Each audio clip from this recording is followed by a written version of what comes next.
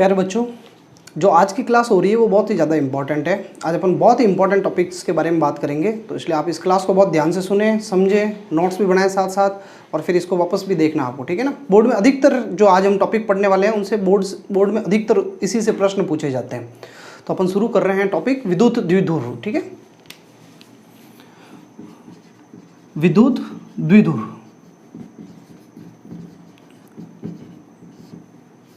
देखो द्विध्रुव यानी जिसके दो ध्रुव हो, दो सिरे हो, जिसके दो सिरे हो। तो ये विद्युत द्विध्रुव क्या होता है, इसको इंग्लिश में बोलते हैं इलेक्ट्रिक डाइपोल। इलेक्ट्रिक डाइपोल, ठीक है। डाइपोल यानी दो पोल होते हैं। अब ये विद्युत द्विध्रुव क्या होता है, इसकी क्या परिभाषा है, क्या है, अपन इसको समझ रहे हैं। तो आप ये ध्यान रखें, ये जो लेक्चर आज का होने वाला है वो बहुत ही ज़्यादा इंपॉर्टेंट है। अपन जो अभी डेरिवेशन भी करेंगे वो भी बहुत ज़्यादा इंपॉर्टेंट है, तो इसको आप अच्छे से समझना है आपको, ठीक है, पूरा कंसंट्रेट करना है। तो मैं परिभाषा लिख लेता हूँ इसकी। यदि दो परिमाण में बराबर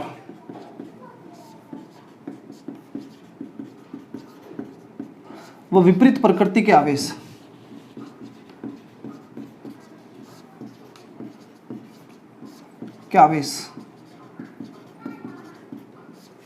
अल्प दूरी पर स्थित हो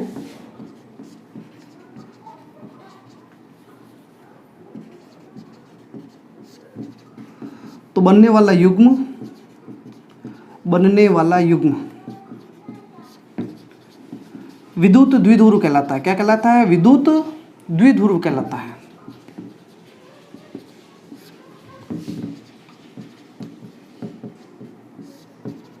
ठीक है। आप बहुत सिंपल परिभाषा भी लिख सकते हो, कोई जरूरी नहीं आप इतना इसको विस्तार करके लिखे, आप बहुत सिंपल तरीके से लिख सकते हो कि बराबर अल्प दूरी पर स्थित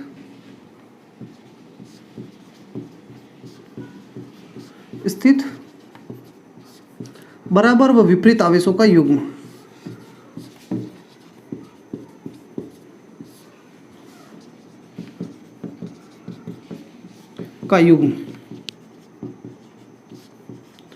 विद्युत द्विध्रुव कहलाता है। क्या कहलाता है? विद्युत द्विध्रुव,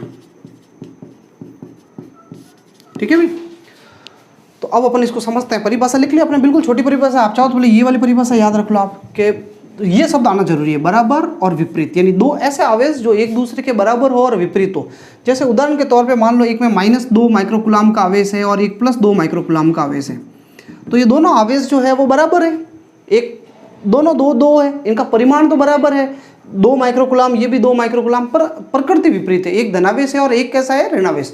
तो जब दो बराबर और विपरीत आवेशों को एक दूसरे के बहुत निकट रख दो, आप अत्यंत अल्प दूरी पर आप रख दो, तो फिर इन दोनों का जो एक जोड़ा बनेगा, युग्म बनेगा, इसको आप एक साथ सम्मिलित इस पूरे जोड़े को आप कहोगे विद्युत द्विध्रुव, ठीक है। इस युग्म को कहते हैं विद्युत द्विध्रुव। तो कहने का मतलब है विद्युत द्विध्रुव में दो बराबर और विपरीत आवेश होने चाहिए, बस इतनी सी बात है। तो अपन व्यापक रूप से विद्युत द्विध्रुव को कैसे प्रदर्शित करेंगे? तो विद्युत द्विध्रुव में दो आवेश होंगे। ये जो एक आवेश पड़ा है भाई, इसको मैं कहता हूँ -q और इसको कह देता हूँ +q, ठीक है। एक दोनों आवेशों का परिमाण तो q है, लेकिन दोनों का चिन्ह विपरीत है, एक माइनस का और एक क्या? प्लस का। तो इसको अपन कहेंगे ये पूरा जो बना है ये विद्युत द्विध्रुव है। इसको मैं बिंदु A नाम दे देता हूँ और इसको क्या नाम दे देते हैं? बिंदु B। बिंदु A पे आवेश पड़ा है -q और बिंदु B पे पड़ा है +q। तो इसको बहुत सिंपल है, दो बराबर और विपरीत आवेशों का जो युग्म होता है उसको आप कहते हो विद्युत द्विध्रुव। देखो विद्युत द्विध्रुव में ये जो दोनों आवेशों को मिलाने वाली रेखा है, ये जो रेखा आप देख रहे हो, ये वाली लाइन, ये इसको बोले आप चाहो तो आगे तक बढ़ा सकते हो, ये पूरी ऐसे आगे तक बढ़ा सकते हो। ये जो रेखा है, ये जो लाइन जा रही है, इसको आप कहते हो अक्ष। ये विद्युत द्विध्रुव की क्या है? ये रेखा अक्ष है, ठीक है।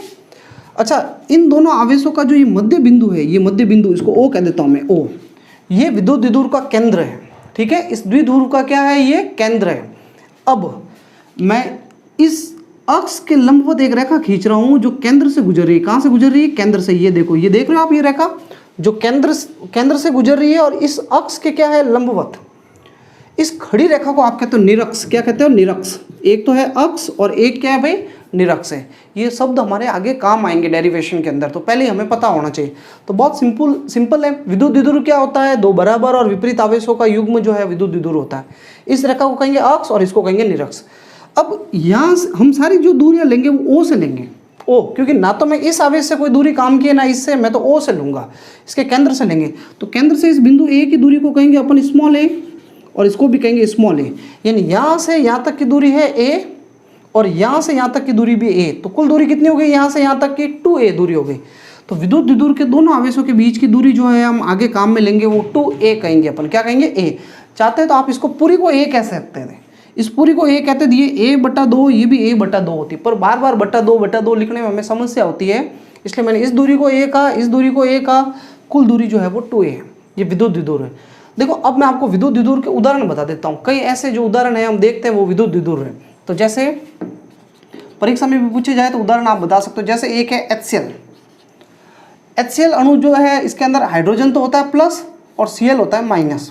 तो ये आपके एक विद्युत द्विध्रुव है जिसमें हाइड्रोजन के ऊपर +1 आवेश है और इसके ऊपर है -1 आवेश। ठीक है, पर वास्तव में आपको जब आप आगे कोई क्वेश्चन करोगे तो ये आपको हाइड्रोजन के ऊपर पूछे कितना आवेश है, तो आपको +1 नहीं कहना है। +1 का मतलब है +1e। आपको बताया ना आवेश क्वांटीकरण में पढ़ाया था कि ऊपर तो ये तो संयोजकता लिखी हुई है, इसका मतलब है इसमें इसके ऊपर एक धनावेश है, इसका मतलब इससे एक इलेक्ट्रॉन निकला हुआ है और वो एक इलेक्ट्रॉन इसने ले लिया, तो इसके ऊपर आवेश है -1e। क्या है? -1e। कुल मिला के अपन देख रहे हैं दोनों पे बराबर आवेश है, इस पे 1e है और इस पे -1e है, तो ये जो जोड़ा है वो विद्युत द्विध्रुव है। ठीक है, चलो अभी अपन कह देते हैं इस पे +1 आवेश है, इस पे -1, लेकिन आपको ये ध्यान रखना है वास्तव में आवेश है 1e और इसका है -1e। ई से गुणा ही तो करना है ऊपर जो संयोजकता लिखी हुई है उसको। ऐसे कैसे और मैं उदाहरण ले लेता हूँ। जैसे NaCl है, तो NaCl जो होता है उसमें Na+ होता है और Cl- बराबर और विपरीत आवेश है। तो ये जो पूरा युग्म है NaCl ये भी एक विद्युत द्विध्रुव है। जैसे MgO में Mg तो है +2 होता है और ऑक्सीजन जो है वो -2 होता है, तो दोनों पे बराबर और विपरीत आवेश है। तो कुल मिला के दो बराबर और विपरीत आवेशों का जो युग्म होता है उसको आप कहते हो विद्युत द्विध्रुव। और ये 3 उदाहरण दे दिए मैंने आपको, इनको नोट कर लेना, HCl, NaCl और MgO। ठीक है, अब अपन विद्युत द्विध्रुव से संबंधित एक बहुत ही इंपॉर्टेंट परिभाषा पढ़ रहे हैं जो एग्जाम में कई बार आई हुई। तो बच्चों अब अपन स्टार्ट कर रहे हैं विद्युत द्विध्रुव आघूर्ण। एक बहुत ही महत्वपूर्ण परिभाषा है, हेडिंग डाल दें आप, विद्युत द्विध्रुव आघूर्ण। पीछे क्या शब्द लग गया है? आघूर्ण। इलेक्ट्रिक डाइपोल मोमेंट, इसको इंग्लिश में बोलते हैं इलेक्ट्रिक, विद्युत को बोलते हैं इलेक्ट्रिक, द्विध्रुव को कहते हैं डाइपोल और इसको कहते हैं मोमेंट। ठीक है, तो ये विद्युत द्विध्रुव आघूर्ण क्या होता है? तो मैं इसकी डेफिनेशन लिख लेता हूं, पहले परिभाषा लिख लेते हैं। विद्युत द्विध्रुव के किसी आवेश का परिमाण व आवेशों के मध्य की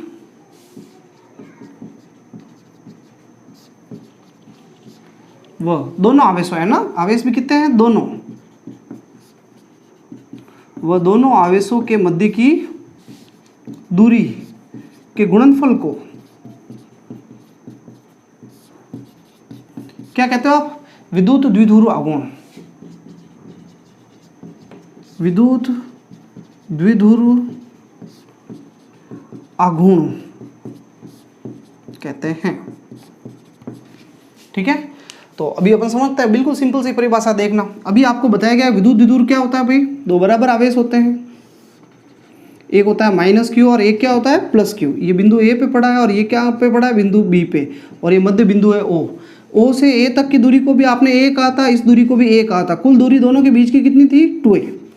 तो अभी हमने लिखा है विद्युत द्विध्रुव आघूर्ण। विद्युत द्विध्रुव आघूर्ण, तो विद्युत द्विध्रुव आघूर्ण की क्या परिभाषा बताई गई है? आवेशों का परिमाण, जो दोनों में से कोई एक आवेश है उस आवेश का परिमाण। ठीक है, द्विध्रुव के आवेश का परिमाण और इनटू गुणा करना है किससे? आवेशों के मध्य की दूरी से। आवेशों के मध्य की दूरी। ठीक है, तो देखो भाई बहुत सिंपल से इसी सूत्र को मैंने परिभाषा बना के लिखा है कि विद्युत द्विध्रुव आघूर्ण जो है वो क्या होता है? द्विध्रुव के किसी एक आवेश का परिमाण और दोनों आवेशों के मध्य की दूरी का गुणनफल। ये देखो गुणनफल हो रहा है, तो इसको अपन बोलते हैं विद्युत द्विध्रुव आघूर्ण। आवेशों का परिमाण, आवेश का परिमाण और दूरी परिमाण इंटू दूरी, इसको अपन बोलते हैं विद्युत द्विध्रुव आघूर्ण। आवेश का परिमाण और दूरी का गुणनफल उसको कहते हैं विद्युत द्विध्रुव आघूर्ण। इसको आप P से प्रदर्शित करते हो। किससे प्रदर्शित करते हो आप? P से। अच्छा, आवेश का परिमाण कितना होगा भाई? Q। आवेश का परिमाण तो Q है भाई, इसका मैं परिमाण पूछो तो आप माइनस क्यों नहीं कहोगे? परिमाण में चिन्ह को नहीं बोलते अपन, चिन्ह को हमेशा प्लस ही बोलते हैं। परिमाण में चिन्ह को माइनस होता है, उसको हटा देते हैं अपन। तो आपसे पूछेगा इसका परिमाण क्या है, तो आपको क्यों ही कहना है, माइनस क्यों नहीं कहना है। इसका परिमाण पूछे क्या है, तो क्यों है ये, इसका परिमाण क्यों। तो परिमाण में आपको माइनस चिन्ह हटा दिया जाता है, खाली उसका जो उसका मान है वो बोला जाता है। तो आवेश का परिमाण तो है भाई Q, और आवेशों के मध्य की दूरी कितनी है दोनों के बीच की? 2a। दूरी को, पूरी दूरी जो होती है उसको अपन 2a लिखते हैं। तो ये बहुत ही इंपॉर्टेंट सूत्र आ गया P का Q इंटू 2a। ठीक है, इसको अगर आप सदिश रूप में लिखोगे, आप सदिश रूप में, ये सदिश राशि अभी बताएंगे इसके बारे में ना, इसको सदिश रूप में लिखोगे तो P के ऊपर तीर आ जाएगा, सदिश आ जाएगा, और Q इंटू 2a, ये तो पूरा एक अदिश राशि है, Q इंटू 2a, ये सब अदिश है। और यहाँ पे मैं एक n कैप लगा दूंगा। क्या लगा देंगे अपन? n cap. ये n कैप एक इकाई सदिश है जो हमें विद्युत द्विध्रुव की दिशा बताता है, विद्युत द्विध्रुव आघूर्ण की। ठीक है, जहाँ n कैप इकाई सदिश है, क्या है? इकाई सदिश, जिसकी दिशा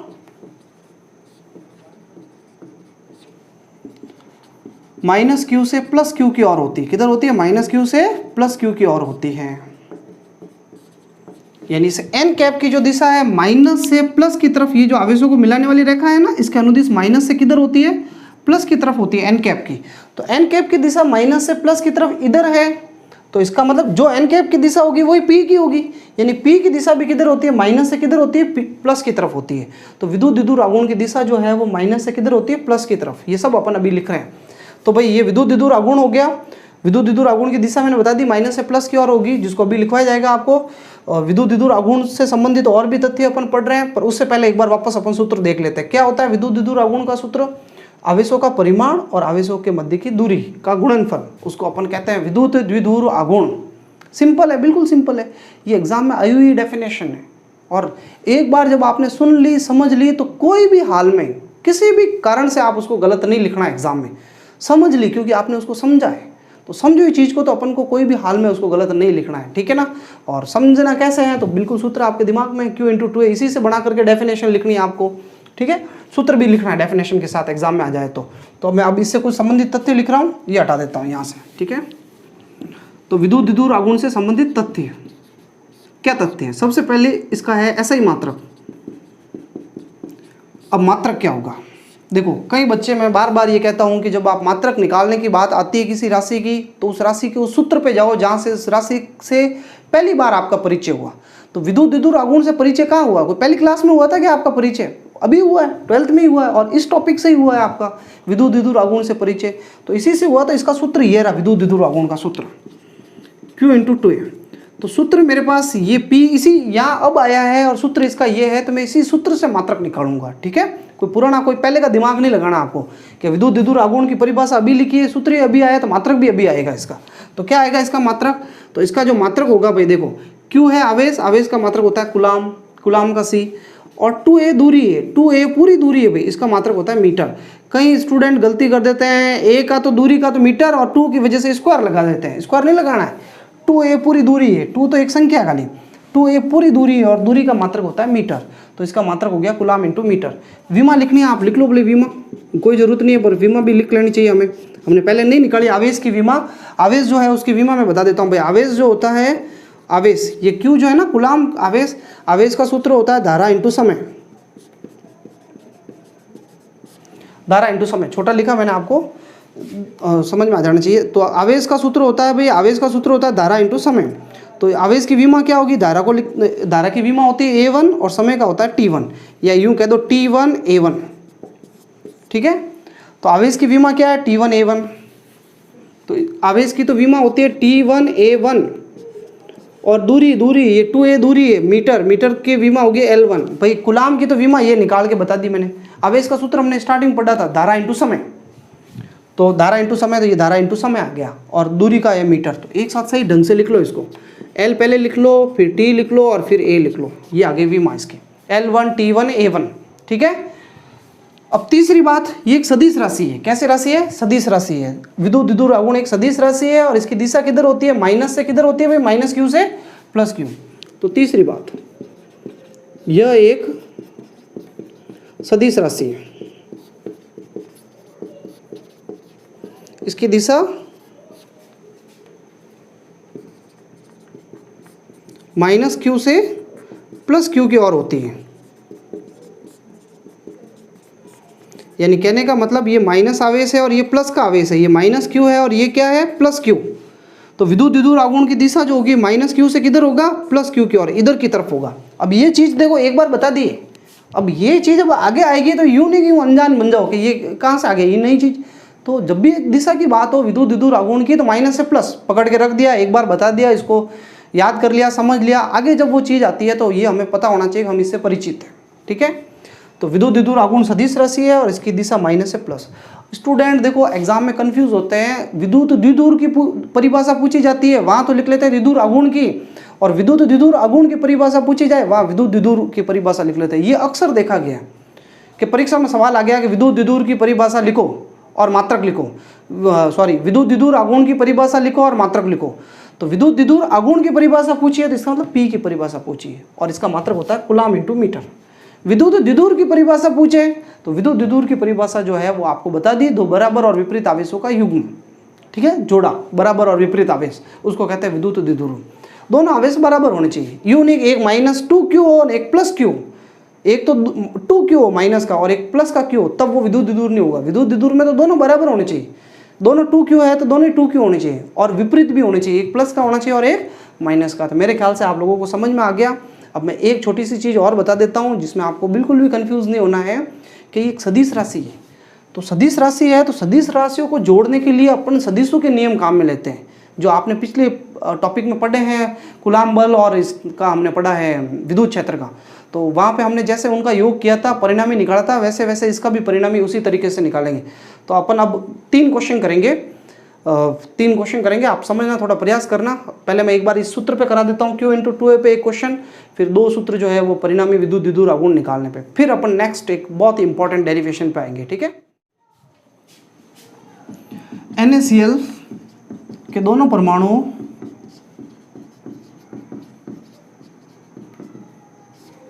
के मध्य की अंतरा परमाणविक दूरी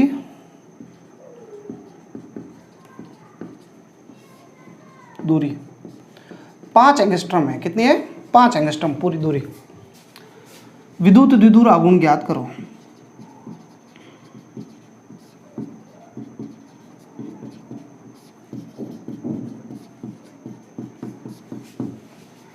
ठीक है भाई, अब अपन विद्युत द्विध्रुव आघूर्ण ज्ञात करते हैं। देखना,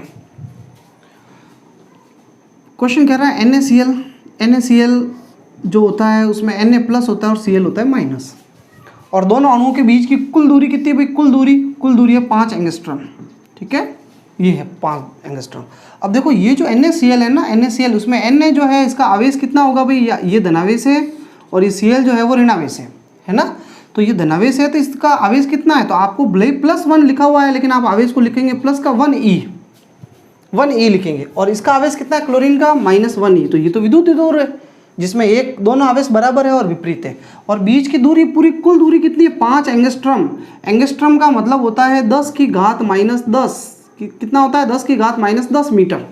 तो बीच की पूरी दूरी 10 की घात -10 मीटर है। अब देखो मैं आपको सूत्र लगा रहा हूँ, विद्युत द्विध्रुव आघूर्ण का सूत्र क्या होता है भाई? सीधा सूत्र लगा दो, ये लगा दो बोले Q इंटू 2A। ठीक है, और या फिर वो याद रखो तो और भी अच्छा है, आवेश इंटू आवेशों के मध्य की दूरी। पर चलो मैंने ये लिख लिया। अब Q तो है आवेश का मान, किसी एक आवेश का परिमाण। इसका परिमाण पूछा जाए कितना है? 1e। इसका परिमाण पूछा जाए कितना आवेश का? ये भी 1e, माइनस नहीं बोलना परिमाण में। तो आवेश का जो परिमाण है, आवेश का जो मान है वो तो है 1e। ठीक है, 2a। देखो यहाँ स्टूडेंट कंफ्यूज होंगे कि मैं 2a का मान क्या रखूँ। 2a दोनों के बीच की दूरी होती है, ये a का मान अकेला नहीं मिलना है, अकेला नहीं रखना आपको। ए तो हमने मध्य बिंदु से दूरी ली थी इतनी सी, ये दूरी थोड़ी दी हुई क्या आपको? यहाँ से यहाँ तक की दूरी ली थी हमने, ए ली थी ना, ये तो आपको दी नहीं है ए। 2a क्या था? 2a पूरा इसकी ऋणावेश और धनावेश के बीच की पूरी दूरी को 2a कहा था। तो पूरी दूरी 2a का मान, पूरा ये 2a का मान एक साथ आपको मिल गया है यहाँ पे। 2a होती है दोनों आवेशों के बीच की दूरी, और कितनी दूरी है यहाँ पे दोनों आवेशों के बीच की दूरी? 5 एंगस्ट्रम। 5 एंगस्ट्रम का मतलब होता है, एंगस्ट्रम का मतलब होता है 10 की घात -10। तो बस मान रख दिया मैंने, और आप यूँ सीधा भी सूत्र याद रख दो, आवेश का मान 1a और आवेशों के बीच की दूरी 5 × 10 की घात -10। ये एंगस्ट्रम का मान रखा मैंने 10 की घात -10।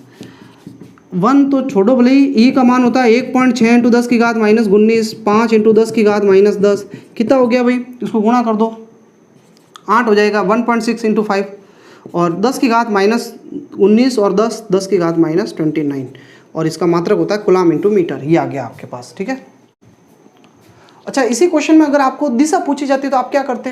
तो दिशा होती है माइनस से प्लस होगी, तो ये माइनस वाला ये है भाई, माइनस से प्लस होगी यानी इधर की तरफ होगी, क्लोरीन से सोडियम की तरफ, Cl से Na की तरफ, ठीक है। तो ये क्वेश्चन हो गया है। अगला अपन एक क्वेश्चन कर रहे हैं, बहुत अच्छा क्वेश्चन है।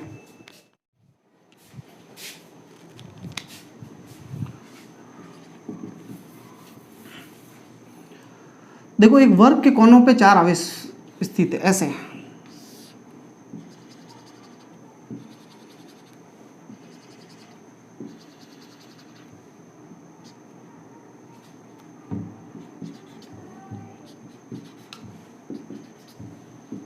ठीक है, ये ABCD एक वर्ग है और वर्ग की भुजा A है।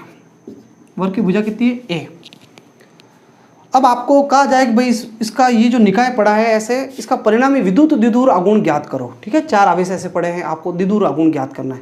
तो पहले द्विध्रुव आघूर्ण कैसे ज्ञात करोगे? देखो, 2 तरीके हैं, दोनों तरीके मैं बता रहा हूँ आप लोगों को, ठीक है। पहले देखो द्विध्रुव कहाँ है, यहाँ विद्युत द्विध्रुव बन कहाँ रहा है, फिर विद्युत द्विध्रुव आघूर्ण निकालेंगे। विद्युत द्विध्रुव आघूर्ण किसका निकलता है? द्विध्रुव का। तो पहले ढूंढो तो सही द्विध्रुव बन कहाँ रहा है। तो द्विध्रुव बनने का मतलब तो है एक माइनस और एक प्लस का जोड़ा। तो देखो, एक माइनस और एक प्लस का जोड़ा ये बन रहा है, और एक माइनस और प्लस का एक जोड़ा ये बन रहा है। तो एक ये जोड़ा है और एक ये जोड़ा है, ठीक है। फिर दूसरा तरीका क्या है? दूसरा तरीका ये एक माइनस का एक प्लस का, ये भी तो जोड़ा बन रहा है, ऐसे ये भी तो जोड़ा बन रहा है भाई, माइनस और प्लस का ये, और ये माइनस और प्लस का ये भी एक जोड़ा बन रहा है। तो आप चाहो जैसे बना सकते हो, ठीक है। मैं ये ऐसे बना देता हूँ ताकि ईजी रहेगा। तो एक तो ये देखो, एक विद्युत द्विध्रुव है, कौन सा? ये D और A, ठीक है। तो इस DA जो द्विध्रुव है, विद्युत द्विध्रुव DA, ये जो DA है इसका द्विध्रुव आघूर्ण बताओ।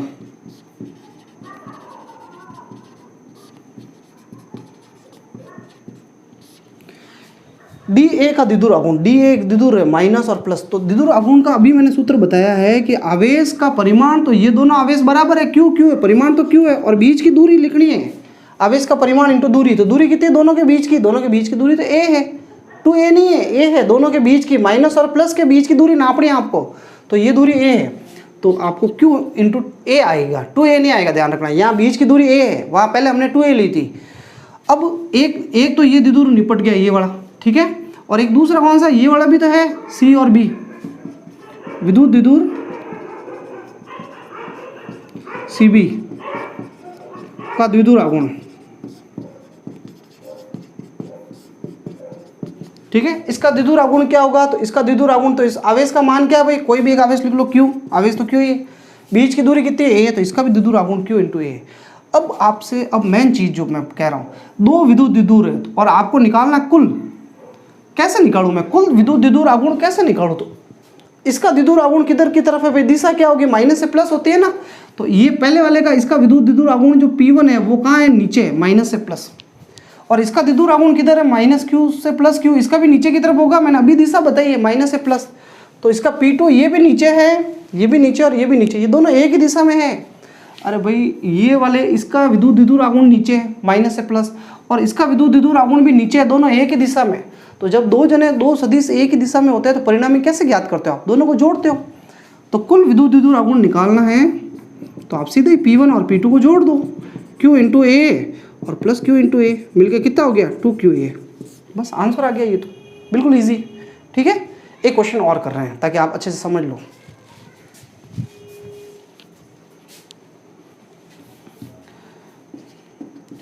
जैसे ये एक त्रिभुज है, ठीक है। ये बिंदु A है, ये बिंदु B और ये बिंदु C है। यहाँ पे एक आवेश पड़ा है -2Q, और इधर एक आवेश पड़ा हुआ है +Q, और इधर एक आवेश पड़ा है +Q। अब थोड़ा क्वेश्चन आपको अजीब लगेगा, कि यहाँ विद्युत द्विध्रुव है कहाँ। तो देखो आपको अब कह दिया इस निकाय का विद्युत द्विध्रुव आघूर्ण बताओ और इस समबाहु त्रिभुज है इसकी भुजा है ए, विद्युत द्विध्रुव आघूर्ण बताना है पूरे निकाय का। तो कैसे निकालेंगे अपन देखना। देखो द्विध्रुव आघूर्ण तभी बनेगा जब एक प्लस क्यू और एक माइनस क्यू होगा। तो यहाँ प्लस क्यू तो है पर ये तो -2q है और यहाँ प्लस क्यू है ना, ये -2q। तो ये जो मैं -2q आवेश है ना, पहले ये आप चित्र बना देना भाई, एग्जाम में ऐसा ही चित्र आएगा। अब मैं इसको चेंज कर रहा हूँ थोड़ा, मैं क्या कर रहा हूँ, ये तो इधर साइड में ये चलो वहाँ पड़ा छो, मैं इस -2q आवेश जो दिख रहा है इसको मैं है ना अलग अलग कर लेता हूँ भाई। -2q आवेश को मैं -q अलग अलग लिख लूँ, कर सकते हैं। इसको मैं दो आवेश मान लेता हूँ, -2q को -q। तो ये -2q को मैंने -q कर दिया। अब ये -q और +q ये तो विद्युत द्विध्रुव बन सकता है ना। तो इस विद्युत द्विध्रुव का द्विध्रुव आघूर्ण किधर होगा, -q से किधर होता है +q। तो इसका विद्युत द्विध्रुव आघूर्ण P1 जो है वो इधर की तरफ है। तो मैं आपसे पूछूं कि ए बी का विद्युत द्विध्रुव आघूर्ण बताओ, ए बी का आघूर्ण विद्युत द्विध्रुव आघूर्ण कितना होगा। तो इसका विद्युत द्विध्रुव आघूर्ण का सूत्र है आवेश, आवेश का मान तो q है भाई, परिमाण लिखना है। बीच की दूरी कितनी, इन दोनों के बीच की दूरी देखो a और b के बीच की दूरी a है। इस a और b के बीच की दूरी, दोनों आवेशों के बीच की दूरी a है, ठीक है। तो ये दूरी तो है a। अच्छा इसका द्विध्रुव आघूर्ण क्या होगा मुझे बताओ, इसका नाम है AC।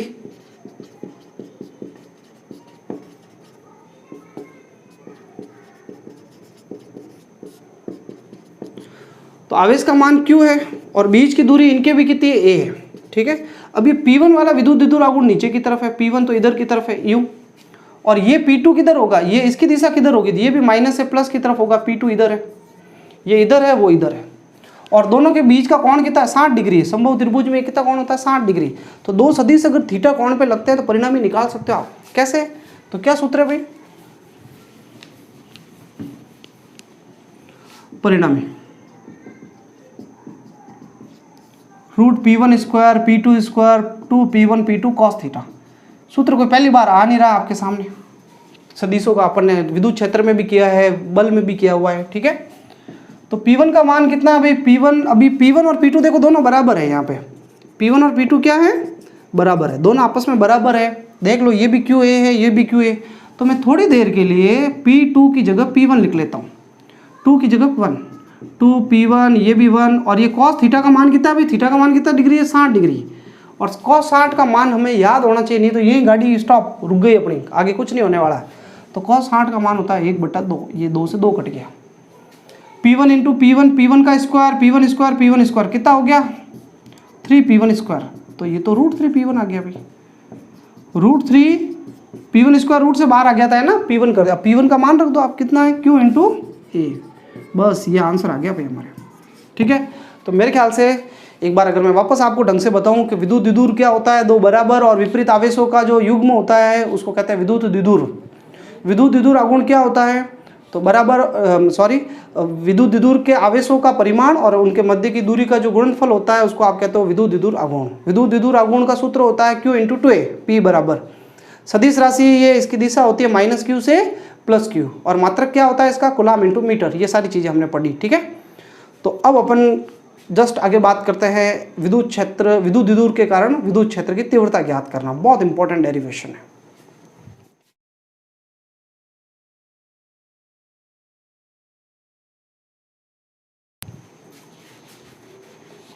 अब बच्चों अपन विद्युत द्विध्रुव जो है उसके कारण विद्युत क्षेत्र की तीव्रता ज्ञात करेंगे। तो मैं एक बार बता देता हूँ, आपको भूल गए होंगे आप, कि कोई भी एक आवेश होता है, जैसे ये Q आवेश है, अगर मैं कहूँ इससे r दूरी पे विद्युत क्षेत्र बताओ, बिंदु P पे विद्युत क्षेत्र, तो आप लोगों को पता है कि जो धनावेश होता है, धनावेश प्लस वाला आवेश होता है, उसका विद्युत क्षेत्र जो होता है वो बाहर की तरफ होता है, ये बताया हुआ है ना।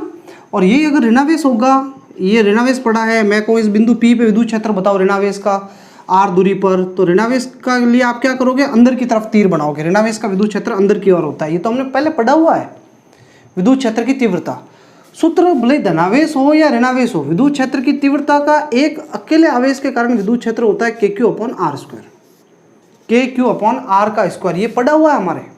एक अकेले आवेश के कारण विद्युत क्षेत्र होता है KQ/r²। बस करना दिशा का ध्यान देना है, धनावेश का विद्युत क्षेत्र बाहर, ऋणावेश का विद्युत क्षेत्र कहाँ होगा, अंदर की तरफ होगा, ठीक है। तो अपन अब डेरिवेशन करने वाले हैं, ये हटा देते हैं। ठीक है, विद्युत द्विध्रुव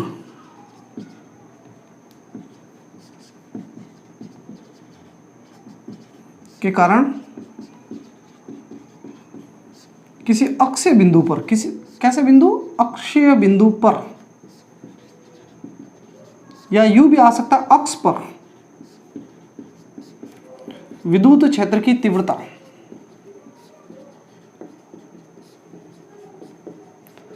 तो हम अक्ष पर विद्युत क्षेत्र की तीव्रता ज्ञात करेंगे। ये हेडिंग डाल दो भाई सब, ये हेडिंग डाल दो, विद्युत द्विध्रुव की अक्ष पर विद्युत क्षेत्र की तीव्रता ज्ञात करेंगे। बहुत इंपॉर्टेंट टॉपिक है, ठीक है। ये और फिर इसके बाद वाला जो अगला डेरिवेशन, दोनों में से एक तो लगभग हर साल आ जाता है डेरिवेशन, ठीक है। विद्युत द्विध्रुव के अक्ष पर विद्युत क्षेत्र की तीव्रता ज्ञात करेंगे। तो मान लो, माना विद्युत द्विध्रुव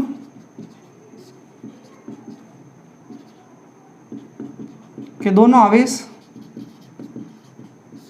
माइनस क्यू व कौन है प्लस क्यू परस्पर 2a दूरी पर स्थित है। कितनी दूरी पर स्थित है? 2a दूरी पर स्थित है, ठीक है। थोड़ी सी लैंग्वेज लिखनी पड़ेगी अपन को, है ना। हमें इसके केंद्र O से R दूरी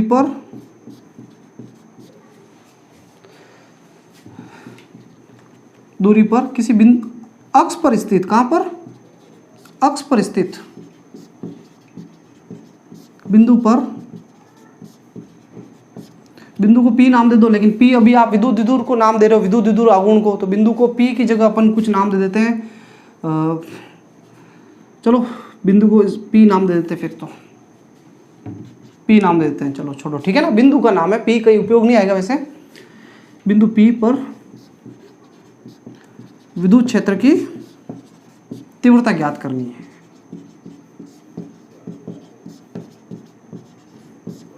ठीक है भाई। अब देखो, ये एक विद्युत द्विध्रुव के दो आवेश है, एक माइनस क्यू आवेश है और ये कौन सा आवेश है? प्लस क्यू आवेश है। ये बिंदु A है और ये कौन सा है? बिंदु B बिंदु है। ये केंद्र है O, केंद्र O से A तक की दूरी कितनी होती है? A, और केंद्र O से ये दूरी भी कितनी होती है? A। इस दूरी को कहते हो आप अक्ष। अक्ष पे कोई एक बिंदु पड़ा है भाई, ये अक्ष के ऊपर ही मैं कह देता हूँ, ये यहाँ पे एक बिंदु पड़ा है P। ये P विद्युत द्विध्रुव आघूर्ण नहीं है, ध्यान रखना, विद्युत द्विध्रुव आघूर्ण तो बाद में आएगा। तो ये बिंदु कोई P पड़ा है, P बिंदु है, ठीक है। तो मुझे केंद्र O से बिंदु P जो है, जिसकी दूरी R है, कितनी दूरी है? R दूरी। मुझे इस बिंदु P पे विद्युत क्षेत्र की तीव्रता ज्ञात करनी। देखो थोड़ा सा मुश्किल लग सकता है आपको, आप यूँ ध्यान देना, कंसंट्रेट करना, आप कर लोगे आप, ठीक है।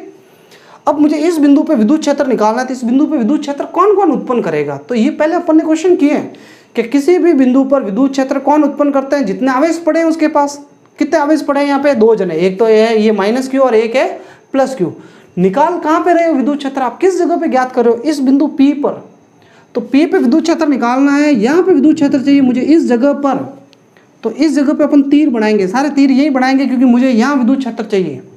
तो यहाँ पे एक तो किसका विद्युत क्षेत्र होगा? एक तो होगा इस माइनस क्यू का विद्युत क्षेत्र यहाँ होगा, लेकिन ये माइनस का आवेश इस बिंदु को क्या करेगा? अपनी तरफ खींचेगा ना। तो इस बिंदु पे विद्युत क्षेत्र जो होगा उस A का, वो विद्युत क्षेत्र उधर की तरफ होगा, और A के विद्युत क्षेत्र को मैं नाम देता हूँ EA। क्या नाम दे दिया? EA। ये बिल्कुल पता चल रहा है आप P पे विद्युत क्षेत्र निकाल रहे हो और किस दिशा में है उसका? A का इधर की तरफ। ऐसे कैसे? B भी तो पड़ा है, B का भी विद्युत क्षेत्र होगा, इसका भी यहाँ पे विद्युत क्षेत्र होगा। 2 आवेश है, उसका विद्युत क्षेत्र क्या होगा? किधर होगा? इधर। और इसका विद्युत क्षेत्र इस बिंदु पे किधर होगा? तो ये धनावेश इस बिंदु को धक्का देगा, तो ये इसका विद्युत क्षेत्र होगा इधर की तरफ, EB। तो इस बिंदु P पे 2 विद्युत क्षेत्र, एक इधर है एक इधर है। अब विपरीत है तो दोनों में से कोई एक प्रभावी होगा।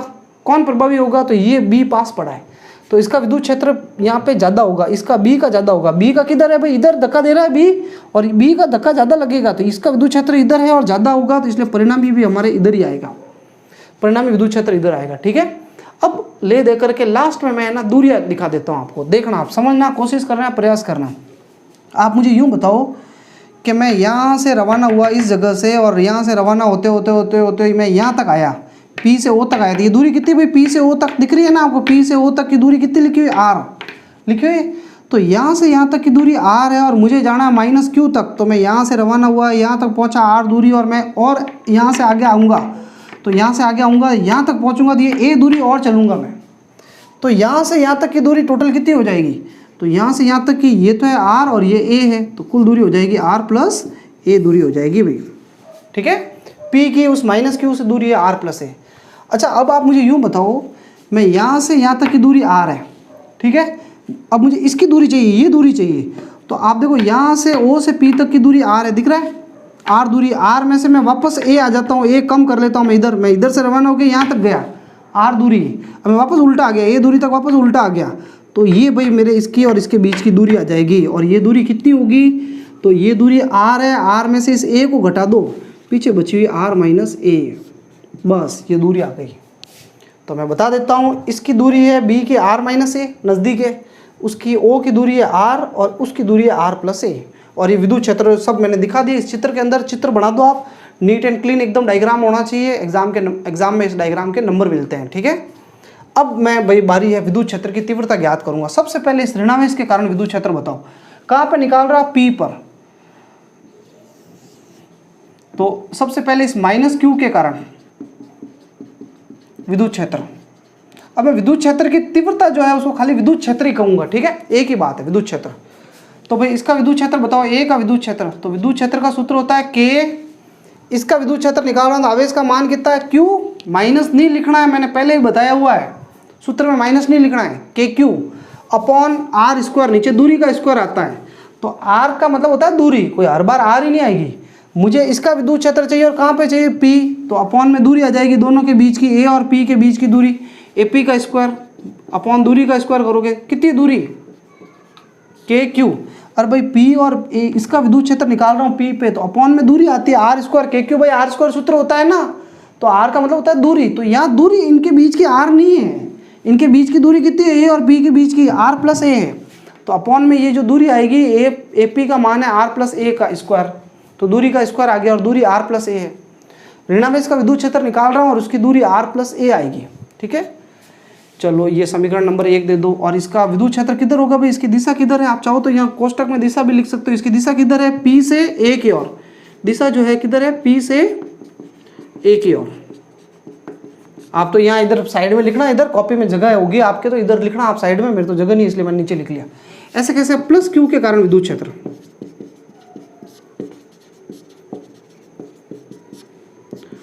तो प्लस क्यू के कारण विद्युत क्षेत्र होगा KQ भाई, इसका भी मान तो क्यू है, अपॉन में दूरी आ जाएगी, दूरी कितनी इनके बीच की, BP का स्क्वायर कर दो, और कितनी है B और P के बीच की दूरी, B और P के बीच की दूरी ये लिखी हुई देखो R माइनस A का स्क्वायर, और ये इक्वेशन नंबर हो गया 2।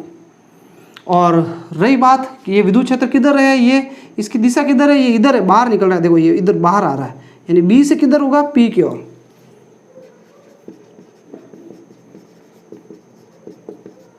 ठीक है, अब भाई मैं परिणामी विद्युत क्षेत्र निकालूंगा, तो मुझे सीधी सी बात है घटाना है, तो मैं अब घटा रहा हूँ, इसमें से किस में से किस, दो विपरीत होते हैं तब घटाना है, तो किस में से किसको घटाओगे, B वाला इधर है, A वाला इधर है, B नज़दीक है, इसका ज़्यादा होगा, तो B में से A घटा दो, परिणामी विद्युत क्षेत्र आ जाएगा। बस यहाँ तक फिजिक्स थी, अब आगे डेरिवेशन होगा, वो गणित है, ध्यान रखना, डेरिवेशन भी आना चाहिए अपन को, क्लियर। तो अब मैं ये साफ़ कर रहा हूँ, और मैं डायग्राम को नहीं साफ़ करूँगा भाई, डायग्राम की ज़रूरत होगी मुझे, इसलिए मैं ये साफ़ कर रहा हूँ, फिर आगे देखते हैं।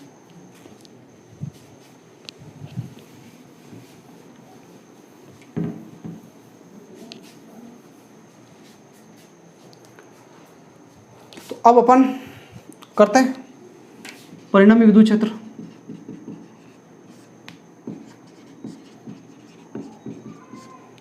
परिणामी विद्युत क्षेत्र चाहिए तो B में से A घटा दो भाई, B माइनस A। B में से A क्यों घटा रहा हूँ, क्योंकि B ज़्यादा है, B नज़दीक है, मान रख दो।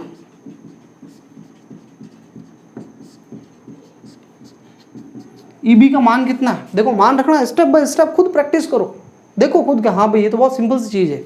EB का मान कितना है, देखो ये रहा, EB का मान है KQ और अपॉन में है R माइनस A का होल स्क्वायर, ये EB का मान, माइनस EA का मान कितना है, देखो ये रहा KQ R प्लस A का होल स्क्वायर। ठीक है, क्या कॉमन आ रहा है, क्या आ रहा है भाई, कॉमन KQ कॉमन ले लेते हैं, तो इधर क्या रह गया, 1 अपॉन R माइनस A का होल स्क्वायर और 1 अपॉन R प्लस A का होल स्क्वायर। ठीक है, डायग्राम साफ नहीं करेंगे अपन, मैं ये वाला हटा रहा हूँ भाई, ये वाला हटा रहा हूँ। अब मैं इसको सरल करूँगा, एलसीएम लूँगा इसका।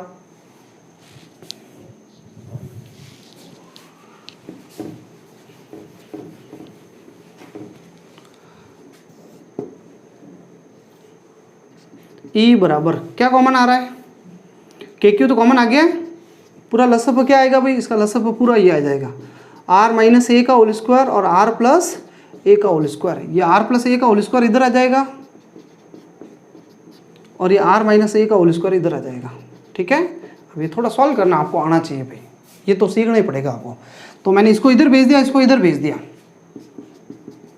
के क्यू देखो ये नीचे वाला है ना ए माइन, देखो ये दोनों का स्क्वायर आ रहा है, तो दोनों का स्क्वायर तो मैं एक साथ लगा देता हूँ, ये लो। अब ये a माइनस बी और a प्लस बी का फॉर्मूला होता है a का स्क्वायर माइनस बी का स्क्वायर, तो R square minus A square हो गया।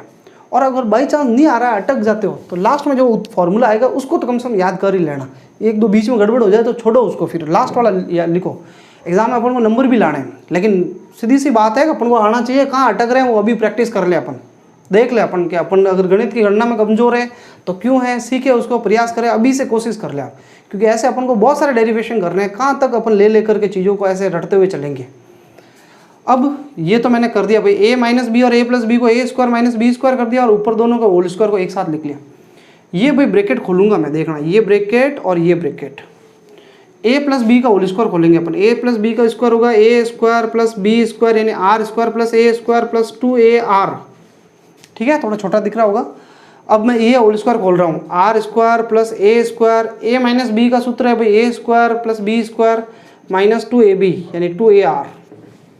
ठीक है, अब आप इस माइनस को अंदर भेजो, तो जैसे इस माइनस को अंदर भेजोगे तो ये माइनस का आर स्क्वायर हो जाएगा, और उधर कौन सा स्क्वायर है, आर स्क्वायर प्लस का, तो आर स्क्वायर से आर स्क्वायर कट जाएगा।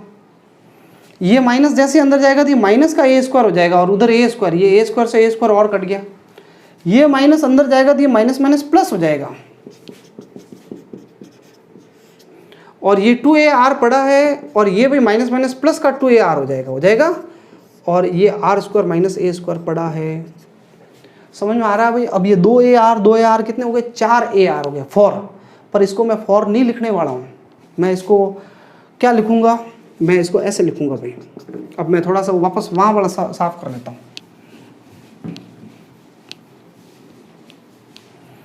ठीक है, देखो मैं यहाँ पे क्या करने वाला हूँ, मैं इसको 2ar को मैं लिख रहा हूँ 2 इंटू 2ar, 2 बार आ रहा है तो मैं 2 इंटू लिख लिया मैंने। ठीक है, 2 इंटू 2ar। क्लियर, क्यों लिखा इसका कारण अभी आपको समझ में आएगा। मैंने 4ar सीधे ही क्यों नहीं लिखा, और अपॉन में कौन पड़ा है भाई, पड़ा रहने दो R square minus A square का होल स्क्वायर।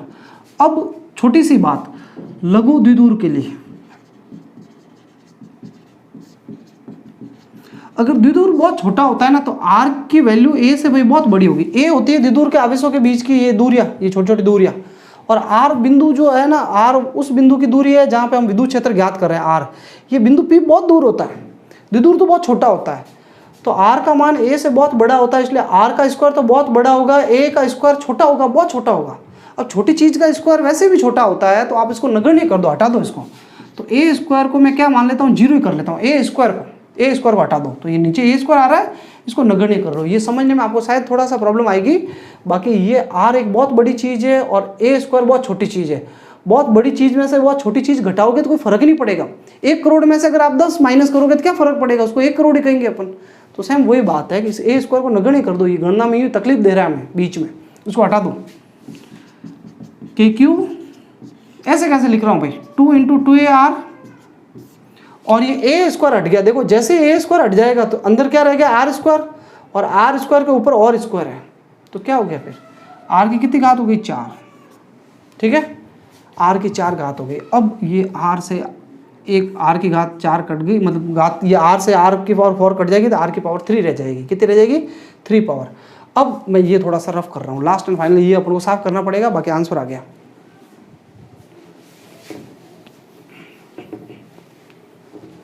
ये डायग्राम भाई स्टार्टिंग का बना हुआ है। ठीक है,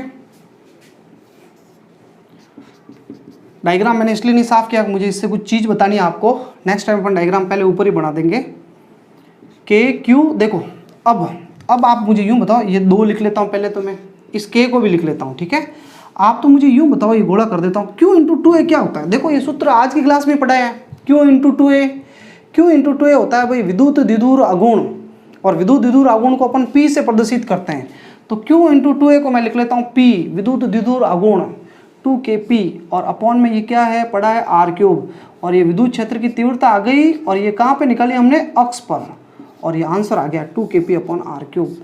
इसको इक्वेशन दे दो आप, 3rd नंबर दे दो, शायद मेरे ख्याल से 1 और 2 ही दिए होंगे पहले आपने, इसलिए मैंने इसको इक्वेशन 3 दे दिया। और अक्ष पर विद्युत क्षेत्र की तीव्रता आ गई 2Kp अपॉन r3, ठीक है।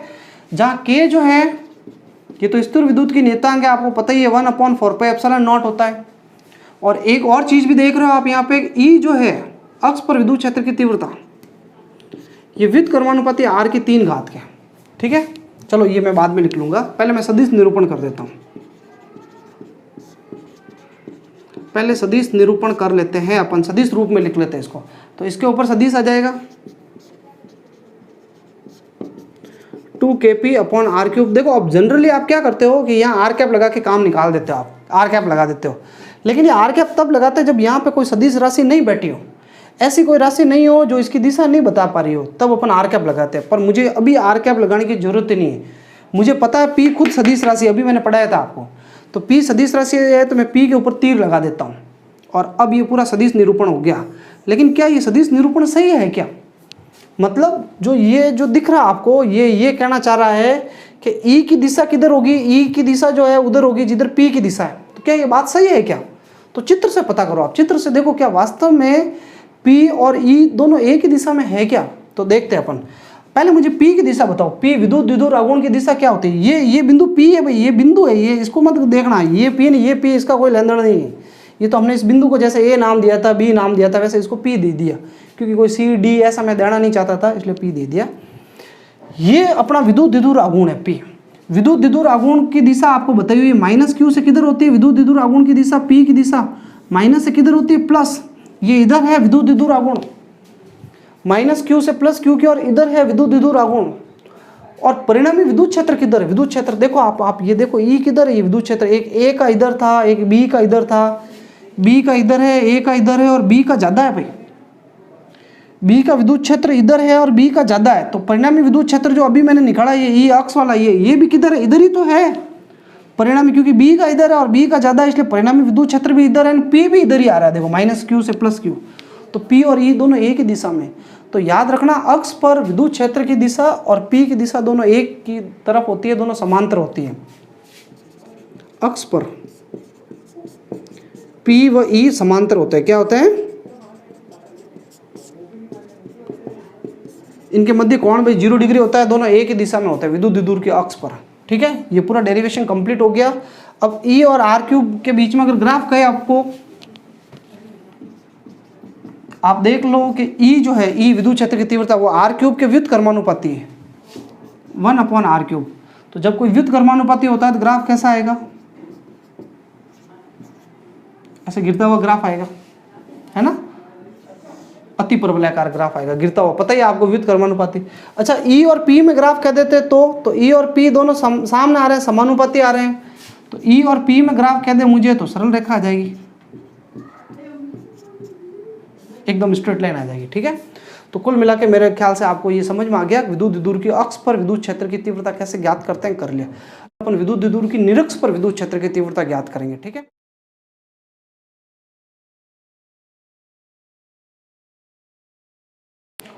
अब बच्चों, अब अपन विद्युत द्विध्रुव के कारण विद्युत क्षेत्र की तीव्रता वापस ज्ञात करेंगे, लेकिन इस बार अपन करेंगे निरक्ष पर, ठीक है। ये भी बहुत इंपॉर्टेंट डेरिवेशन है, इन दोनों में से एक तो कोई परीक्षा में आता ही रहता है, या तो अक्ष पर या निरक्ष पर। तो अपन अब निरक्ष पर विद्युत क्षेत्र की तीव्रता ज्ञात कर रहे हैं।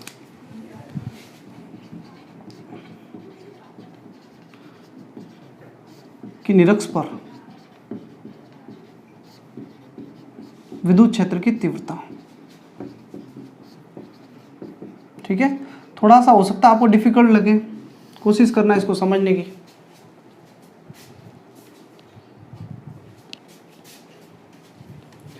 देखो पहले अपन एक बार चित्र बना देते हैं, चित्र कंप्लीट कर लेते हैं, फिर थोड़ी बहुत लैंग्वेज लिखनी है तो लिख लेंगे अपन। ध्यान दें,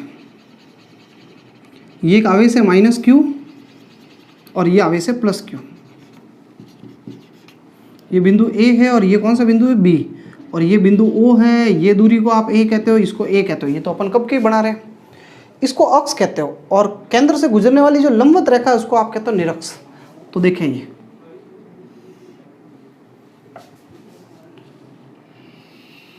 ये जो रेखा है वो निरक्ष है। तो आपको इस निरक्ष पे कोई बिंदु पड़ा है, चलो ये यहाँ पर कोई एक बिंदु पड़ा है, इसको अपन नाम देते हैं पी। पी से ओ तक की जो दूरी है उसको मैं नाम देता हूँ आर। मुझे इस बिंदु पी पे विद्युत क्षेत्र ज्ञात करना है। क्या ज्ञात करना है, विद्युत क्षेत्र। तो वापस हमारे सामने वही बात आ जाती है कि किसी बिंदु पर विद्युत क्षेत्र किसके कारण होगा, तो किसी बिंदु पर विद्युत क्षेत्र पास में जितने भी आवेश पड़े उनके कारण होगा। तो यहाँ कौन कौन से आवेश पड़े पास में, तो बिंदु पी के पास में एक तो पड़ा ये माइनस क्यू वाला, एक इसके कारण विद्युत क्षेत्र होगा। किधर होगा भाई, इसके कारण। ये माइनस क्यू वाला पी को क्या करेगा, अपनी तरफ खींचेगा ना, इधर होगा ना, इधर की तरफ होगा। तो इसका विद्युत क्षेत्र जो होगा वो ए का वो इधर की तरफ होगा ई। ठीक है, इसको मैं सदिश रूप में लिख लेता हूँ, ये ऐसे इधर की तरफ। और इसके कारण भी तो इधर विद्युत क्षेत्र होगा, तो इसके कारण इधर विद्युत क्षेत्र, निकाल इधर है तो तीर इसके ऊपर बढ़ाना है। और ये धनावेश है तो ये क्या करेगा, प्रतिकर्षित करेगा, धक्का देगा, तो इसका जो विद्युत क्षेत्र होगा वो बाहर की तरफ होगा। इस विद्युत क्षेत्र को मैं कहता हूँ ई बी। क्या नाम दे दिया इसको, ई बी, छोटा सा बी लिख लिया मैंने। ठीक है, तो ये ए का विद्युत क्षेत्र और ये बी का विद्युत क्षेत्र है। ए का इधर की तरफ है और बी का इधर की तरफ है। अब दोनों बिल्कुल अलग जा रहे हैं, ये इधर जा रहा है, ये इधर। ठीक है, अब मैं इनको घटकों में बांटूंगा। तो मैं क्या कर रहा हूँ, एक लाइन खींच लेता हूँ ऐसे। ये कोण थीटा है भाई, ये भी कोण थीटा। अब मैंने एक ऐसे सीधी लाइन खींच ली, क्षैतिज एक रेखा खींच ली। ठीक है, ऐसे। अब मैं क्या करने वाला हूँ, अब आप खुद देखो ज्यामिति से कि ये ऐसे करके z बन रहा है भाई, z बन रहा है ना, ये z बन रहा है ऐसे। देखो तो z जब बनता है तो एकांतर कोण बनता है। ये कोण थीटा होता है तो ये भी कोण कितना होगा, थीटा। तो देखो ऐसे z बन रहा है तो ये कोण थीटा है, तो ये भी कोण कितना होगा, थीटा। क्लियर, ये कोण थीटा होगा। अब आप देखो ऐसे कैसे मैंने ये सीधी रेखा खींची, ये कोण थीटा है तो ये कोण भी थीटा होगा भाई, संगत कोण। एक ही रेखा पे ये वाली रेखा थीटा कोण बना रही है, ये वाली, तो वो भी इस पे खींची गई है, देखो इसी पे खींची हुई, तो इसको कहते हैं संगत कोण। तो ये भी कितना होगा, थीटा होगा। तो ये तो बहुत बच्चों वाली बात है कि ये थीटा और ये थीटा कोण है। अब मैं घटकों में तोड़ रहा हूँ। आपको शायद याद नहीं हो, 11th में बताया गया कि एक कोई भी राशि मान लो, एक कोई बल है F, इसके दो घटक करने, एक क्षैतिज और एक ऊर्ध्वाधर घटक, और ये कोण थीटा है। तो इधर जो घटक आएगा उसका नाम आएगा F cos थीटा। जिधर थीटा होगा ना, जिधर इधर इस F के दो टुकड़े हो रहे हैं, एक उधर होगा ना एक इधर होगा, तो F का इधर वाले टुकड़े में जिधर थीटा होता है उधर तो आएगा cos, और इधर वाले में आएगा F sin थीटा। ये बस ये इतना सा याद रखो। तो देखना मैं A के घटक तोड़ रहा हूँ। A का ए ये ऐसे है, तो बीच में है ए, तो A के दोनों तरफ, एक इधर और एक इधर। A के दो घटक होंगे, A ऐसे आ रहा है तो एक तो क्षैतिज दिशा में और एक लंबवत दिशा में घटक करने हैं दो। तो क्षैतिज दिशा में उधर घटक क्या होगा, तो उधर कोण थीटा ऊपर उधर की तरफ है, तो इधर वाले घटक को तो आप कहोगे ई ए cos थीटा, cos लगाओगे। ठीक है, बहुत सिंपल है भाई। ये ऐसे नीचे आ रहा है और एक क्षैतिज और एक लंबवत दो टुकड़े कर रहे हैं मुझे, तो इधर कोण थीटा है तो इसलिए इधर वाले घटक का नाम होगा ई ए cos थीटा और नीचे वाले का नाम होगा ई ए sin थीटा। तो उधर ई ए का वो टुकड़ा जो है ई ए cos थीटा, और ये वाला जो घटक है उसका नाम हो जाएगा ई ए sin थीटा। तो ये जो घटक है ई ए sin थीटा, ये थीटा लिखा है मैंने, sin थीटा। ठीक है, वापस बी की बात करते हैं। बी के भी दो टुकड़े करने हैं। बी ऐसे जा रहा है, एक टुकड़ा ऐसे क्षैतिज होगा और एक लंबवत ऊपर होगा। हमेशा जिसके टुकड़े करते हैं वो बीच में रहना चाहिए। जैसे ए के टुकड़े किए दोनों तरफ, एक इधर और एक इधर, ऐसे कैसे बी का एक टुकड़ा इधर होगा तो इधर कोण थीटा आ रहा है, तो बी का इधर वाला जो टुकड़ा होगा उसका नाम होगा E B cos theta, E B cos theta. देखो ये ई बी cos थीटा मैंने लिखा, कई स्टूडेंट यूँ लिख लेते हैं ई बी cos थीटा, तो ऐसा लगता है ई और बी गुणा में। ई और बी गुणा में नहीं, बी तो छोटा सा लिखना है नीचे।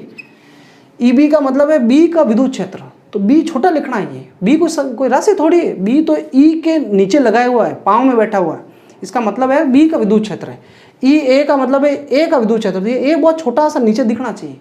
cos थीटा ई ये ऊपर दिखने चाहिए। ठीक है, तो भाई ये, और बी का इधर वाला घटक कौन सा होगा भाई, इधर वाला घटक तो आपने कर दिया ई बी sin थीटा, और ये वाला घटक होगा ई बी, मतलब वो वाला तो हो गया ई बी cos थीटा, ये वाला हो जाएगा ई बी sin थीटा। तो देखो बहुत सिंपल है, मैं एक बार वापस बता देता हूँ। ये ई ए था, इसके दो टुकड़े किए, एक इधर और एक इधर, टुकड़े दोनों तरफ होते हैं। ये वाला जो टुकड़ा है क्षैतिज, उधर कोण थीटा है तो इसलिए इसका नाम होगा ई ए cos थीटा, और ये हो गया ई ए sin थीटा। ये दो टुकड़े हो गए। बी ऐसे जा रहा है, बी ऐसे जा रहा है ई बी, तो ई बी के भी दो टुकड़े होंगे, एक इधर होगा और एक लंबवत होगा। ठीक है। तो इधर वाला जो टुकड़ा होगा उसको कहेंगे ई बी कॉस थीटा, क्यों? क्योंकि इधर थीटा कौन है, और इधर वाला होगा ई बी साइन थीटा। यानी ए के भी दो टुकड़े हो गए, ये साइन थीटा ये कॉस थीटा दोनों तरफ, और बी के भी दो टुकड़े हो गए, ठीक है। अब मैंने टुकड़े किए तो आप इस टुकड़ों में अब ए और बी को भूल जाना भाई। अब मैंने टुकड़े किए तो ये दोनों टुकड़े जो है, दोनों घटक ए साइन थीटा और ई बी साइन थीटा एक दूसरे के विपरीत है, तो ये निरस्त भी कर सकते हैं एक दूसरे को, वो आगे देखेंगे अपन। और ये घटक जो है ए साइन कॉस थीटा और ई बी कॉस थीटा, ये एक ही दिशा में, तो ये घटक एक ही दिशा में ये जुड़ेंगे। तो अपन अब आगे पूरा पढ़ रहे हैं। चित्र मेरे ख्याल से आपको समझ में आ जाना चाहिए, आप एक बार देखें इसको चित्र को। ये मैं हटा देता हूँ, थोड़ी सी लैंग्वेज लिख लेते हैं अपन।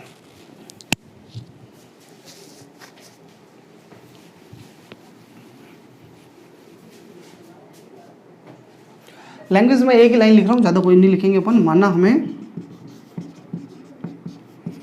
विद्युत द्विध्रुव के निरक्ष पर r दूरी पर स्थित बिंदु P पर विद्युत क्षेत्र की तीव्रता ज्ञात करनी है।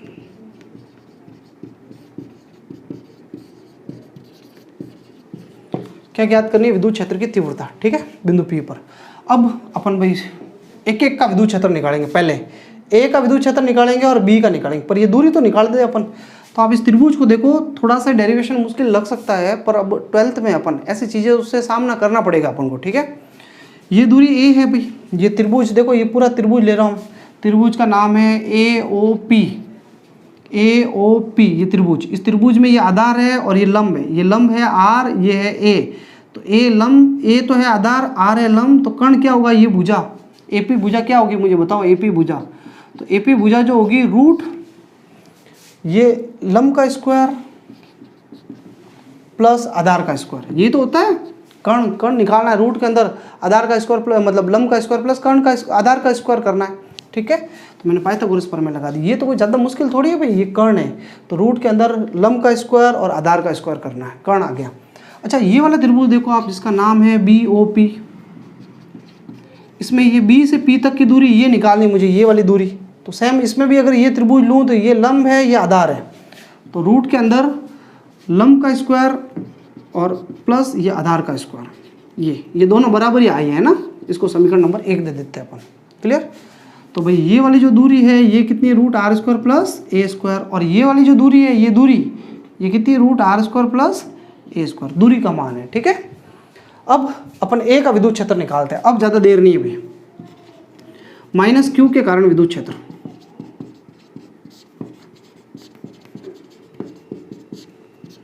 माइनस Q मतलब A के कारण। तो इस A के कारण विद्युत क्षेत्र निकालना है, तो K सूत्र में माइनस नहीं लगाना, ये 10 बार बता दिया आपको। KQ अपॉन इसके कारण विद्युत क्षेत्र चाहिए कहाँ पे? P पे, तो अपॉन में आएगा दूरी का स्क्वायर। दूरी किसके बीच की आएगी? A और P के बीच की, तो AP का स्क्वायर। लो भाई, अब आपकी बारी स्क्वायर करने की।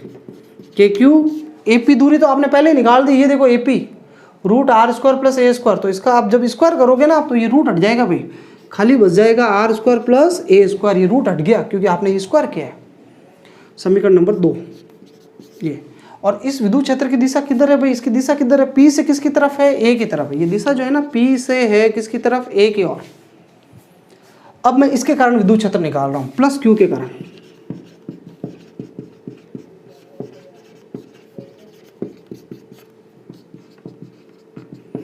सूत्र आ जाएगा KQ प्लस ये Q है, KQ अपॉन दूरी कितनी है भाई? B से P तक, B और P के बीच की दूरी चाहिए, तो BP का स्क्वायर कर दो। और BP दूरी कितनी है? ये तो ये BP निकल गई आपने, root R square plus A square. तो स्क्वायर करोगे तो रूट हट जाएगा, R square plus A square. Equation number 3 आ गया। और दोनों दूरियां बराबर है, E और EB यहाँ पे, मतलब दोनों विद्युत क्षेत्र बराबर है। पहले दिशा भी लिख लेते हैं। इसकी दिशा किधर है भाई? ये विद्युत क्षेत्र उधर जा रहा है, B से किधर जा रहा है? P की तरफ, बाहर जा रहा है, B से P की ओर। वो तो P से A की ओर था और ये B से P की ओर है, बाहर की तरफ। दोनों बराबर है। यहाँ A का विद्युत क्षेत्र और B का विद्युत क्षेत्र क्या है? बराबर। इसको समीकरण नंबर 3 दे दो। 3 तो दे दिया आपने, 4 दे दो, ठीक है। अब भाई बारी है, थोड़ी सी लैंग्वेज लिखेंगे अपन। देखो आप ध्यान से देखना, पूरा एकदम शांत चित्त से होकर के एकदम समझने का प्रयास करना भाई। बात यहाँ पे घटकों की चल रही है। मैंने इस EA को भी 2 टुकड़ों में तोड़ दिया और EB को भी 2 टुकड़ों में तोड़ दिया। अब ए के भी मैंने 2 टुकड़े कर दिए, ये जो ए था, ये ई ए जो था इसके 2 टुकड़े हो गए, एक इधर और एक इधर, और वो जो ई बी था उसके भी 2 टुकड़े कर दिए, एक इधर और एक ऊपर। अब ए के 2 टुकड़े हो गए ना, बी के भी टुकड़े हो गए, ए और बी को भूल जाओ। ये दोनों टुकड़े एक दूसरे के विपरीत है। कौन कौन से? ई ए साइन थीटा और ई बी साइन थीटा एक दूसरे के विपरीत है, दिख रहे हैं ना चित्र में, ये नीचे है ना ये ऊपर है, एक ही बिंदु से गुजर रहे हैं और विपरीत है। और सबसे बड़ी बात देखो, ई ए साइन थीटा और ई बी साइन थीटा आपस में बराबर है। क्यों बराबर है? क्योंकि ई ए और ई बी बराबर है, तो ई ए और ई बी बराबर है, इसलिए ई ए साइन थीटा और ई बी साइन थीटा ये भी बराबर होंगे, तो ये तो कैंसिल कर देंगे एक दूसरे को। दो बराबर चीज़ें जब एक दूसरे के विपरीत होती है तो वो निरस्त कर देती है। तो ये दोनों तो भाई, ये दोनों घटक तो एक खत्म हो गए। अब ई ए और ई बी को भूल जाओ, ई ए के भी 2 टुकड़े हो गए, ई बी के भी 2 घटक हो गए, साइन थीटा वाले घटक और कॉस थीटा वाले घटक। अब हम देख रहे हैं साइन साइन वाले घटक तो खत्म हो गए, निरस्त कर दिया उन्होंने, तो खाली कौन से घटक रह गए? 2 कॉस वाले रह गए। तो इसका मतलब ये है कि भाई खाली कॉस वाले घटक रह गए हैं, तो अब परिणामी विद्युत क्षेत्र ये दोनों कॉस वाले घटक ही देंगे, ई ए कॉस थीटा और ई बी कॉस थीटा। ठीक है, तो ये चीज़ थोड़ी सी अपन लिख लेते हैं, फिर अपन आगे डेरिवेशन करते हैं।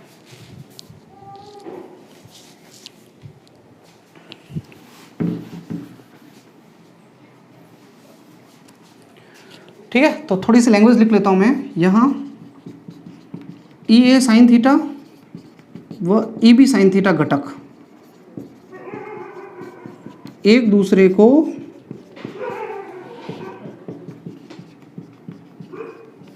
निरस्त कर देंगे। बहुत अच्छी बात है, ये तो निरस्त कर देंगे। अतः ई ए कॉस थीटा व ई बी कॉस थीटा, कौन से? ई ए कॉस थीटा और ई बी कॉस थीटा परिणामी विद्युत क्षेत्र देंगे। क्या देंगे? ये आपको परिणामी विद्युत क्षेत्र देंगे। तो निकालते हैं भाई। अब परिणामी विद्युत क्षेत्र निकालना है तो मैं दोनों को जोड़ देता हूँ। ठीक है, तो परिणामी विद्युत क्षेत्र, अब परिणामी विद्युत क्षेत्र निकालना है तो मुझे पता है कि अब ये 2 घटक ही जोड़ने हैं मुझे, ई ए कॉस थीटा और ई बी कॉस थीटा, ये 2 जने मुझे परिणामी विद्युत क्षेत्र देंगे, ई ए कॉस थीटा और ई बी कॉस थीटा। और अभी इधर मैंने समीकरण नंबर 3 लिखा था, याद है? उसमें ए और बी आपस में बराबर है, तो मैं समीकरण 3 का उपयोग करते हुए ई ए कॉस थीटा और ई बी की जगह भी मैं ई ए लिख रहा हूँ भाई, कॉस थीटा। क्यों लिखा मैंने? साइड में लो बता दूँ आपके लिए, ई ए और ई बी आपस में क्या है? बराबर। ये दोनों जुड़ गए भाई, 2 ई ए कॉस थीटा। ठीक है, अब बस मान रख दो। मान रखने पर अब देखें, मेरे को ये थोड़ा साफ करना पड़ेगा, लेकिन ये ई ए का मान जो है मैं यहाँ रखूँगा। आप साथ साथ अपनी कॉपी में लिखते भी रहे, पिछली वाली चीज़ आएगी तो बताऊँगा मैं, तो बोर्ड तो मैंने साफ कर दिया, कहाँ से पता चलेगा? कॉपी में देखोगे, आपको देखना नहीं है। तो इस ई ए का मान मैं उठा के यहाँ रख रहा हूँ भाई, ये मान के cube root R square, sorry root नहीं, R square plus A square, तो मैं ये साफ कर रहा हूँ।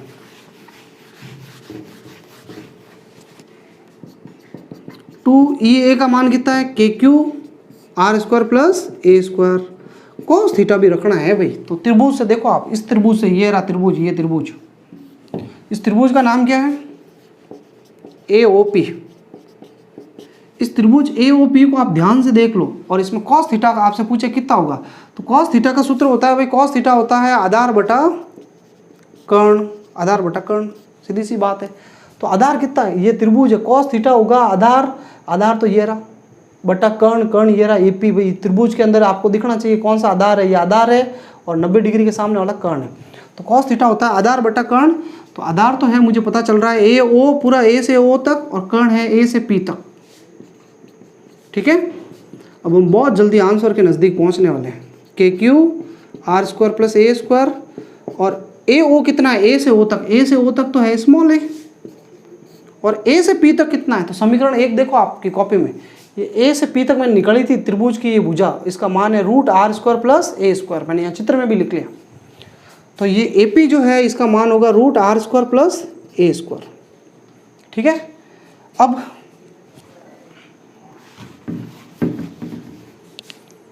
ई बराबर देखना। ठीक है, अब देखना भाई थोड़ा सा, 2QA, ये पूरा क्या होता है? ये K तो पड़ा है, इस K को तो मैंने ऐसे ही लिख लिया, 2qa को लिखते हैं अपन P, क्या लिखते हैं P, विद्युत द्विध्रुव आघूर्ण P। और R square plus A square जो आ रहा है, ये R square plus A square की एक घात है, पूरा R square plus A square की एक घात है। और रूट का मतलब होता है आधी घात, ये रूट का मतलब कितना होता है, ये रूट है ना, ये रूट का मतलब होता है आधी घात। तो ये आधी घात और एक घात मिलकर के एक प्लस आधा जब जोड़ते हो आप, तो आपके 3/2 हो जाता है। कितना हो जाता है, 3/2। तो आर प्लस ए स्क्वायर की घात कितनी हो गई, 3/2। पी किसको लिखा मैंने यहाँ पे, पी मैंने लिखा है, ये वहाँ पे भी शायद पहले नहीं बताया हो, वहाँ पे भी लिख लेना आप साइड में। मैंने पी लिखा है Q × 2A को, ये Q2A, 2QA पूरा मिलके P होता है, हमने पढ़ा है Q × 2A विद्युत द्विध्रुव आघूर्ण। तो ये आ गया विद्युत द्विध्रुव आघूर्ण, ठीक है भाई, ये विद्युत द्विध्रुव आघूर्ण है। अब ये सूत्र तो अपने आ गया है, लेकिन वापस वही बात पिछली बार की तरह ए स्क्वायर को अपन नगण्य करेंगे। तो लघु अगर द्विध्रुव हो तो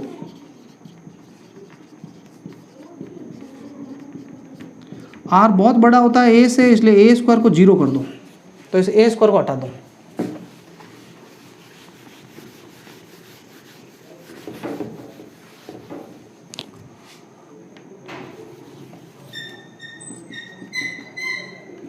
Kp, इस ए स्क्वायर को हटा दो, पीछे क्या रह गया, आर स्क्वायर की पावर 3/2, 2 से ये 2 पावर भी कट गई। तो अंत में भाई मेरे निरक्ष पे विद्युत क्षेत्र आ गया Kp/r3। ठीक है, इसको आप समीकरण नंबर 4 दे दो, अभी तक शायद क्या पता 4 नहीं दिया आपने, इसको 4 दे देना, 4 दिए हो तो 5 दे देना इसको। ठीक है, सदिश रूप लिख लेते हैं इसका।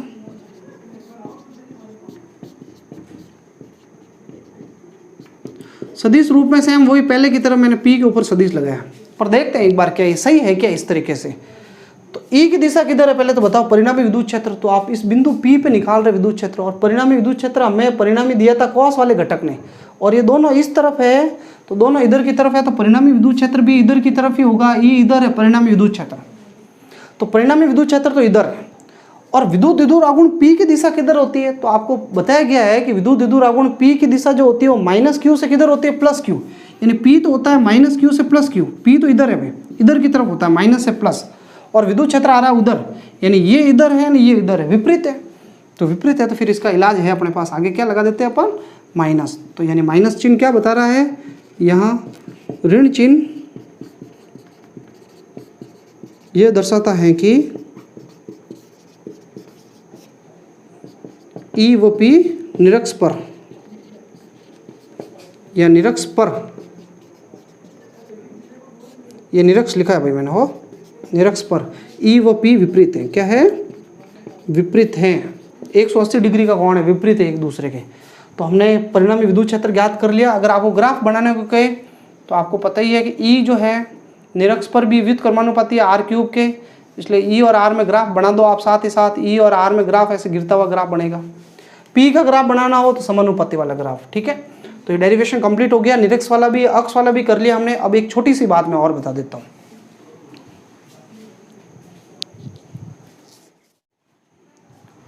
देखिए एक छोटी सी बात मैं बता देता हूँ आपको। आपने देखा होगा कि अक्ष पे जो विद्युत क्षेत्र आया था वो 2Kp/r³ आया था, और निरक्ष पर जो विद्युत क्षेत्र आया है वो Kp/r³ आया।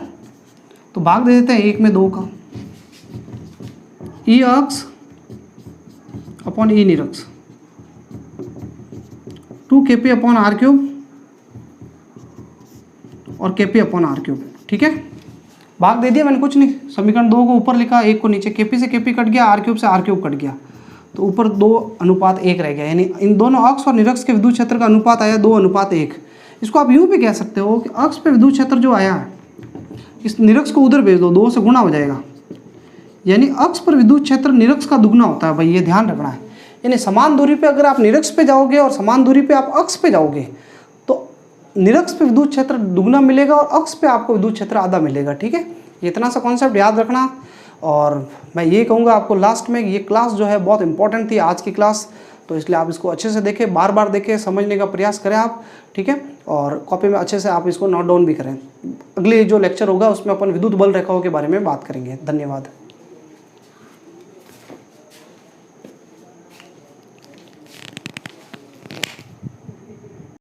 पर उससे पहले मैं आपको विद्युत क्षेत्र के प्रकार के बारे में बता देता हूँ।